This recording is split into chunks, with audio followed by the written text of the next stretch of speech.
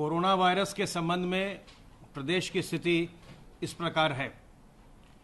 विगत 24 घंटों में संक्रमण के 4,687 नए प्रकरण सामने आए हैं। इस समय प्रदेश में एक्टिव इन्फेक्शन के केसेस की कुल संख्या 47,890 है और जो लोग संक्रमण के पश्चात उपचारित होकर डिस्चार्ज किए जा चुके हैं उनकी संख्या अब बढ़कर के 72,650 हो गई है। संक्रमित व्यक्तियों में से कुल 2,069 व्यक्तियों की मृत्यु हुई है।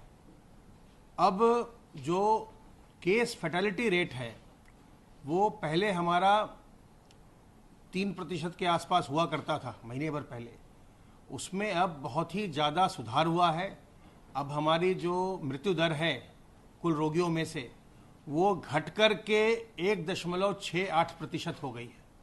तो जो डेथ रेट है, केस फैटेलिटी रेट है, उसमें बहुत ही ज़्यादा सुधार हाल के दिनों में देखने को मिला है। कल प्रदेश में 99,869 सैंपल्स की जांच की गई और जो पहले के एंटीजन टेस्ट जो पोर्टल पर अपलोड नहीं हुए थे वो भी 22,000 से ज़्यादा अपलोड किए गए। अब इस समय प्रदेश में प्रारंभ से अभी तक कुल 31,18,567 टेस्ट कंप्लीट किए जा चुके हैं। आरोग्य सेतु ऐप में जो अलर्ट जनरेट हो रहे हैं उनमें से 7,62,503 लोगों को अभी तक कॉल किया गया है और उन्हें सावधान रहने को कहा गया है। ई संजीवनी पोर्टल का भी अब प्रदेशवासी लगातार उपयोग कर रहे हैं और इसमें मैं बधाई दूंगा बहराइच के लोगों को जो प्रदेश में सबसे ज़्यादा इसका उपयोग कर रहे हैं। ई संजीवनी एक बहुत ही उपयोगी पोर्टल है जहां कि आप जाकर के और अपने स्मार्टफोन से आप रजिस्ट्रेशन अपना करा सकते हैं और अगर आपके पास इंटरनेट है, लैपटॉप है या स्मार्टफोन है, उससे आप घर बैठे डॉक्टरों की सलाह ले सकते हैं, परामर्श ले सकते हैं। आपकी उनसे वीडियो कॉलिंग हो जाती है, वो आपको परामर्श देते हैं और फिर आपको दवाइयाँ भी वो प्रेस्क्राइब कर देते हैं। तो ये जो है ये लगातार ये काम चल रहा है। कल भी प्रदेश में 1,495 लोगों ने इस पर चिकित्सकों से परामर्श प्राप्त किया और अब तक प्रदेश के 21,811 लोग इसमें लाभान्वित हो चुके हैं। यह कार्य लगातार तेजी से हो रहा है और मेरा आप सबों से अनुरोध है कि आप भी इस कोरोना के संक्रमण के समय में अपने घर में रहिए। अगर आपको कोई मामूली परामर्श की आवश्यकता है, चिकित्सकीय परामर्श की, तो आपको बाहर निकलने की आवश्यकता नहीं है। आप ई संजीवनी पोर्टल का उपयोग करिए और चिकित्सकीय परामर्श घर बैठे प्राप्त करिए। पूल सैंपल का हम लगातार, पूल टेस्टिंग का हम लगातार उपयोग कर रहे हैं। आप जानते हैं, हमने आपको पहले भी बताया है कि उत्तर प्रदेश पूल टेस्टिंग प्रारंभ करने वाला देश का पहला राज्य था और अब तक हम कल जो हमारी पूल टेस्टिंग हुई वो 5-5 सैंपल के 2,790 पूल लगाए गए और इनमें 453 में पॉजिटिविटी देखी गई। इसी प्रकार 10-10 सैंपल के 206 पूल लगाए गए और इनमें 41 में पॉजिटिविटी देखी गई। सर्वेलेंस के कार्य के अंतर्गत 50,155 इलाकों में ये सर्वेलेंस का कंटेनमेंट का कार्य किया गया है, जिसमें 2,31,448 टीम दिवस के द्वारा 1,63,74,823 घरों का सर्वेलेंस अभी तक किया गया है, उनको सर्वेलेंस में लिया गया है और जिसमें 8,24,46,417 लोग रहते हैं। कोविड हेल्प डेस्क की स्थापना पूरे प्रदेश में की गई है और आप जानते हैं कि जो भी महत्वपूर्ण कार्यालय हैं या महत्वपूर्ण प्रतिष्ठान हैं वहाँ इनकी स्थापना लगातार की जा रही है और हर कोविड हेल्प डेस्क पर एक इंफ्रारेड थर्मामीटर, एक पल्स ऑक्सीमीटर और सैनिटाइज़र की व्यवस्था होती है ताकि जो भी लोग उस कार्यालय या प्रतिष्ठान में आते हैं उनकी प्रारंभिक जांच की जा सके और इससे लोगों के अंदर जागरूकता भी बढ़ाने का कार्य बड़े सफलतापूर्वक हो रहा है। अब तक प्रदेश में 61,766 कोविड हेल्प डेस्क स्थापित हो चुके हैं। जो हमारे एक्टिव केसेस हैं अभी 47,890, अब उसमें से इस समय 18,412 लोग होम आइसोलेशन का विकल्प लेकर के अपने घर में रह करके ही स्वास्थ्य लाभ कर रहे हैं। तो अब वह विकल्प भी हमारे सामने है। L1, L2, L3 के चिकित्सालयों का विकल्प भी हमारे सामने है, जो एक सेमी पेड कैटेगरी है, जिसमें होटल्स में मरीज रहते हैं, लक्षण रहित मरीज, और सरकारी चिकित्सकों के द्वारा चिकित्सकीय सुविधा पाते हैं। वह सुविधा भी उपलब्ध है, उसमें भी 155 लोग अभी हैं। और इसके अलावा जो प्राइवेट चिकित्सालय हैं, जो निजी नर्सिंग होम या हॉस्पिटल्स हैं, जिन्होंने अपने अस्पताल को या अपने किसी डेडिकेटेड ब्लॉक को कोविड ब्लॉक या कोविड हॉस्पिटल के रूप में कन्वर्ट कर लिया है, वहाँ भुगतान के आधार पर भी लोग चिकित्सकीय सुविधा प्राप्त कर रहे हैं। प्राइवेट हॉस्पिटल्स में इस समय 1,373 लोग चिकित्सा का लाभ उठा रहे हैं। आज प्रातः माननीय मुख्यमंत्री जी ने टीम 11 की बैठक ली और उनका बड़ा ये विशेष जोर था इस बात पर कि हमें कोरोना वायरस से आगे रहना है, अग्रिम रणनीति बना करके हमें इस संक्रमण को नियंत्रित करना है। उन्होंने इस संक्रमण के संबंध में विशेष निर्देश दिए कि लखनऊ, कानपुर नगर, प्रयागराज, बरेली, गोरखपुर, झांसी और वाराणसी में विशेष सतर्कता बरती जाए। उन्होंने टेस्टिंग को और बढ़ाने पर जोर दिया है और RT-PCR के टेस्टिंग भी और एंटीजन टेस्ट को भी और बढ़ाने पर उन्होंने विशेष बल दिया है। कोविड अस्पतालों में भर्ती मरीजों की स्थिति की मॉनिटरिंग के लिए सीनियर डॉक्टर लगातार राउंड पर रहें, इस पर माननीय मुख्यमंत्री जी ने विशेष बल दिया है। और उन्होंने निर्देशित किया है कि सहारनपुर मेडिकल कॉलेज को जो L2 लेवल का चिकित्सालय है अभी, उसको अतिशीघ्र L3 लेवल के चिकित्सालय में परिवर्तित किया जाए। साथ ही साथ उन्होंने बरेली में और शामली में स्वास्थ्य विभाग को, जो वहाँ नए भवन बने हैं, उनमें डेडिकेटेड कोविड हॉस्पिटल अतिशीघ्र बनाने का निर्देश दिया है।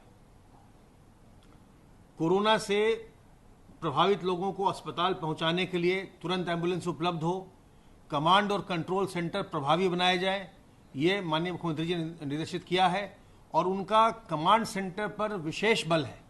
उनका ये स्पष्ट निर्देश है कि जो integrated Covid command and control centre बनाए गए हैं, यही पूरे जिले के कोविड कंट्रोल की गतिविधियों को नियंत्रित करने के लिए नर्व सेंटर के रूप में काम करने चाहिए। और इस पर उन्होंने विशेष बल दिया है कि सभी जिलाधिकारी और सभी मुख्य चिकित्सा अधिकारी इसे पूरी तरह फंक्शनल करें और ये राउंड द क्लॉक चलना चाहिए। प्रदेश में सभी मेडिकल कॉलेजेस में जो ICU के बेड्स हैं, उनकी संख्या को दूनी किए जाने के लिए उन्होंने निर्देशित किया है। उन्होंने चिकित्सा शिक्षा विभाग को यह निर्देश दिया है कि जो ICU के बेड्स हैं, उनकी संख्या को दोगुनी कर लिया जाए। इसके अलावा उन्होंने स्वास्थ्य विभाग को सभी जनपदों में L2 के अस्पताल फंक्शनल हो जाएं, इसे भी सुनिश्चित करने का निर्देश दिया है।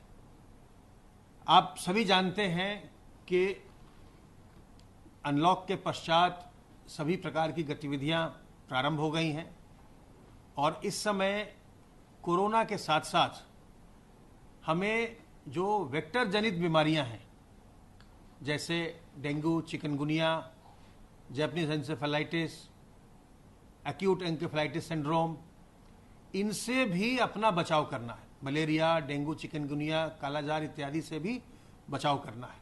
और साथ ही साथ जो जल जनित बीमारियां हैं, बरसात का मौसम है, इस समय जल जनित बीमारियां भी बहुत होती हैं, तो इसमें डायरिया, डिसेंट्री आदि होने का भी बहुत इस आशंका रहती है, संभावना रहती है अगर हम दूषित जल का सेवन करते हैं।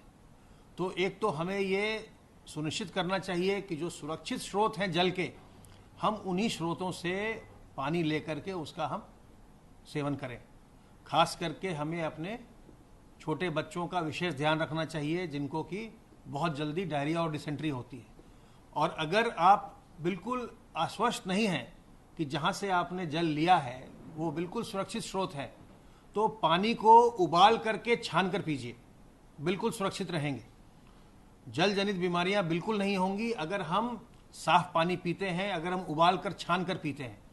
और जो वेक्टर जनित बीमारियां हैं, खास करके अब डेंगू और मलेरिया, चिकनगुनिया इत्यादि जो बीमारियां इस समय होती हैं मच्छरों के काटने से, तो ज़रूरी है कि हम ऐसे कोई कहीं हम ऐसी जगह न छोड़ें, ठहरा हुआ पानी न छोड़ें जहाँ की मच्छर ज़्यादा फैल सकें, बढ़ सकें, पैदा उसमें जो आप जानते हैं कि डेंगू के मच्छर जो हैं वो साफ पानी में ही ब्रीडिंग करते हैं। तो आपके घरों में जो कूलर हो उसके पानी को पलट दीजिए, गमले हो उसमें पानी न रहे, कोई और टायर है, कोई और बर्तन है जिसमें पानी पड़ा हुआ हो, बरसात का पानी और किस तरह पानी हो, उसको पलट दीजिए। कहीं भी पानी ठहरा हुआ पानी रहने मत दीजिए, तो मच्छर नहीं पनपेंगे और आप सुरक्षित रहेंगे। खास करके अपने बुजुर्गों का और बच्चों का विशेष ध्यान रखिए। और कोरोना के संक्रमण में भी हमें अपने बुजुर्गों का, छोटे बच्चों का, गर्भवती महिलाओं का और जो लोग पहले से किसी बीमारी से ग्रस्त हैं उनका हमको विशेष ध्यान रखना है। जब भी हम घर के बाहर निकलें तो अपने मुंह और नाक को हम मास्क से, दुपट्टे से, रुमाल से, गमछे से ढक कर रखें। जब भी हम सार्वजनिक स्थलों पर रहें या और कहीं भी रहें तो हम 2 गज की दूरी लोगों से बरकरार रखें, ताकि संक्रमण हम में ना आए, ना हमसे संक्रमण दूसरे में जाए। और अपने हाथ को साबुन पानी से बार बार साफ करते रहिए ताकि आपके हाथ पर कोई वायरस न हो जो आपके शरीर में जा सके। साथ ही साथ अपने शरीर की प्रतिरोधक क्षमता को बढ़ाइए। अदरक, काली मिर्च और इसके अर्क का, इसके जो काढ़ा है, तुलसी दल, अदरक और काली मिर्च के काढ़े का सेवन करिए। नीम की पत्ती का सुबह सेवन करिए। अजवाइन के अर्क का सेवन करिए। गिलोय के रस का सेवन करिए। गर्म पानी पीजिए और साथ में व्यायाम करिए, प्राणायाम करिए, योग करिए। इससे आपके शरीर की प्रतिरोधक क्षमता बढ़ती है। विटामिन सी भी लीजिए, नींबू का सेवन करिए। तो अगर आपके शरीर की प्रतिरोधक क्षमता अच्छी रहेगी तो संक्रमित होने के पश्चात भी आप बिल्कुल स्वस्थ हो जाएंगे। और अगर आपको ऐसा लगता है कि आप में कोई लक्षण आ रहे हैं तो उसे छुपाइए मत, बिल्कुल भी हीन भावना मन में मत लाइए। किसी प्रकार से कोई इसमें लज्जा या शर्म की बात नहीं है। ये बीमारी किसी को भी हो सकती है, चाहे वो कितना भी बड़ा व्यक्ति हो, कितना भी गरीब व्यक्ति हो, किसी भी उम्र का व्यक्ति हो, किसी भी जाति का व्यक्ति हो, किसी भी मजहब का व्यक्ति हो, किसी भी लिंग का व्यक्ति हो। ये बीमारी किसी को भी हो सकती है, इसलिए इससे हमें न तो हीन भावना लानी है, न इसमें कोई शर्म है। जैसे ही लगे कि कोई लक्षण आ रहा है तत्काल अपनी जांच करवाइए। और जो हेल्पलाइन है इसके लिए, चाहे वो सीएम हेल्पलाइन हो 1076 या स्वास्थ्य विभाग का हेल्पलाइन हो 1800 180 51 45, इन पर फ़ोन करिए। जो आपके ज़िले का हेल्पलाइन हो वहाँ फ़ोन करिए। जिला अस्पताल जाइए, अपनी जांच करवाइए और जांच में यदि संक्रमण निकलता है तो तत्काल अपनी इलाज करवाइए। जितनी जल्दी आप अस्पताल चले जाएंगे आप उतनी जल्दी सुरक्षित स्वस्थ अपने घर लौट जाएंगे। अगर कोई लक्षण नहीं है तो अस्पताल जाने की आवश्यकता भी नहीं है। अगर आपके घर पर व्यवस्था है, अगर आपके घर पर 2 शौचालय हैं, अलग कमरा आपका है, तो आप घर पर रहकर भी स्वास्थ्य लाभ कर सकते हैं। जैसा मैंने आपको बताया कि इस समय 18,000 से ज़्यादा लोग घर पर ही, जो संक्रमित लोग हैं, घर पर रहकर स्वास्थ्य लाभ कर रहे हैं। तो इसलिए कोई इसमें घबराहट की बात नहीं है, न कोई हीन भावना है, न कोई लज्जा की बात है। और अगर दूसरे किसी को होता है तो उसके प्रति हमें अपने मन में किसी प्रकार की दुर्भावना नहीं लानी है। और हमें यह समझना है कि एक संक्रामक बीमारी है, अन्य बीमारियों की तरह किसी को भी हो सकती है और हमें उसकी मदद करनी है। उसको जांच कराने में, अस्पताल तक पहुंचवाने में हमें उसकी मदद करनी है। तो अगर हम बचाव के तरीकों को अपनाते हैं, क्योंकि इसकी अभी कोई वैक्सीन नहीं, कोई एक कारगर दवा नहीं, तो बचाव के तरीकों को अपनाकर अपने आप को संक्रमण से सुरक्षित रखना ही सबसे अच्छा तरीका है।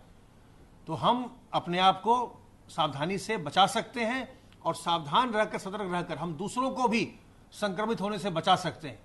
तो हम घबराएं नहीं, हम सतर्क रहें और सतर्क रहिए, स्वस्थ रहिए, प्रसन्न रहिए।